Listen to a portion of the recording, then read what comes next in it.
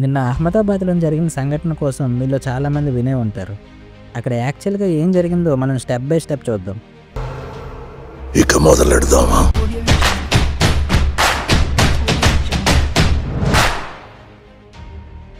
అహ్మదాబాద్లోని Sardar Vallabhbhai Patel international airport నుంచి air India 171 అనే flight start అయింది. బట్ ఇక్కడ ఏం జరిగింది అంటే అది స్టార్ట్ అయిన కొద్దిసేపటికి అక్కడ ఉండే లోకల్ ఏరియాలో క్రాష్ అయి పడిపోయింది. ఇక్కడ నుంచి అరౌండ్ 1:39 PM స్టార్ట్ అయ్యి లండన్లోని గాట్విక్ ఎయిర్పోర్ట్లో బ్రిటిష్ టైం ప్రకారం 6:25 ల్యాండ్ అవ్వాల్సి ఉంది. అంటే ఇండియన్ టైం ప్రకారం 10:55 PM ఇలా.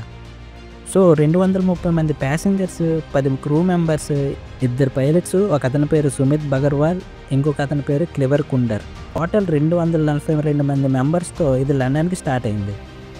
బట్ ఇక్కడ ఏం జరిగిందంటే ఈ ఫ్లైట్ స్టార్ట్ అయిన కొద్దిసేపటికి అదుపు తప్పి మెగానీ నగర్ అనే అక్కడ ఉండే లోకల్ ఏరియాలో ఈ ప్లేన్ అనేది క్రాష్ అయిపోయింది. ఈ ప్రమాదంలో నేను ఈ వీడియో చేస్తున్న టైంకి 204 మంది చనిపోయారు అండ్ 41 మెంబర్స్కి గాయాలయ్యాయి. కానీ ఇక్కడ మీరు ఒక విషయం గమనిస్తే 204 మంది చనిపోయారు అండ్ 41 మెంబర్స్కి గాయాలయ్యాయి. టోటల్ 245 అయింది కదా. కానీ మనం ఇందుకు ఏం చెప్పుకున్నాం, ఈ ఫ్లైట్ స్టార్ట్ అయింది 242 మెంబర్స్తో. కానీ ఇక్కడ చనిపోయింది అండ్ ఇంజురీ అయింది కలిపి 245 మెంబర్స్ వస్తున్నారు. ఈ 3 మెంబర్స్ ఎలా యాడ్ అయ్యారు అంటే దీనికి ఇంకొక బాధాకరమైన సంఘటన జరిగింది.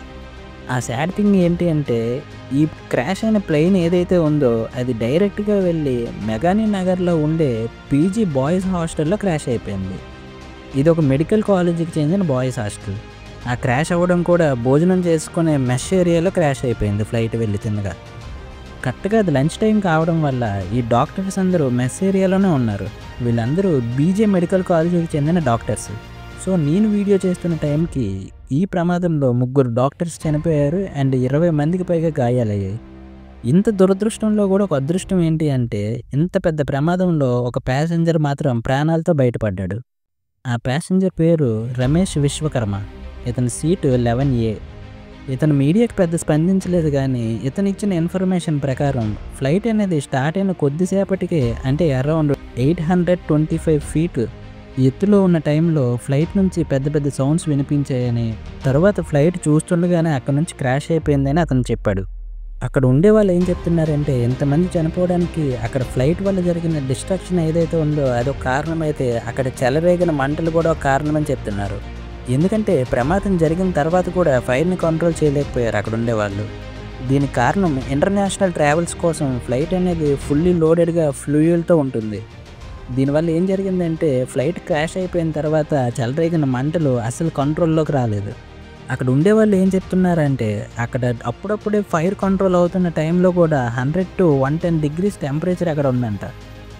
ఇంకా ఫ్లైట్ క్రాష్ అవ్వడానికి కారణాలు చాలామంది రకరకాలుగా చెప్తున్నారు. కొంతమంది అయితే థ్రస్టర్స్ పని చేయలేదని, అందువల్ల 825 ఆల్టిట్యూడ్ నుంచి అది పడిపోయిందని చెప్తున్నారు. ఇలా రకరకాల కారణాలు చెప్పినప్పటికీ ఎగ్జాక్ట్ కారణం ఏంటో వెంటనే ఎవరు చెప్పలేరు. ఎందుకంటే ఇలా ఫ్లైట్స్ క్రాష్ అయ్యేటప్పుడు మాత్రం ఇన్ఫర్మేషన్ అంతా ఇన్వెస్టిగేషన్ తర్వాతే తెలుస్తుంది, వెంటనే ఏది చెప్పలేం. ఒకవేళ వెంటనే ఎగ్జాక్ట్ రీజన్ ఏంటో తెలియాలి అంటే ఫ్లైట్లో బ్లాక్ బాక్స్ అని ఒకటి ఉంటుంది. అందులో ఫ్లైట్ క్రాష్ అయ్యే ముందు వరకు జరిగిన ఇన్ఫర్మేషన్ మొత్తం రికార్డ్ అయ్యి ఉంటుంది. ఒకవేళ ఫ్లైట్ క్రాష్ అయిన తర్వాత అది నీట్గా దొరికిందంటే అందులో నుంచి ఇన్ఫర్మేషన్ తీసుకొని ఎగ్జాక్ట్గా ఏం జరిగిందనేది చెప్పొచ్చు. లేదంటే ఇన్వెస్టిగేషన్ తర్వాతే తెలుస్తుంది ఎలా క్రాష్ అయింది, ఎందుకు క్రాష్ అయిందని. ఇంత దారుణమైన సిచ్యువేషన్లో కూడా చిన్న హోప్ వచ్చింది ఎవరి వల్ల అంటే అది టాటా గ్రూప్ ఇండస్ట్రీస్ వల్ల.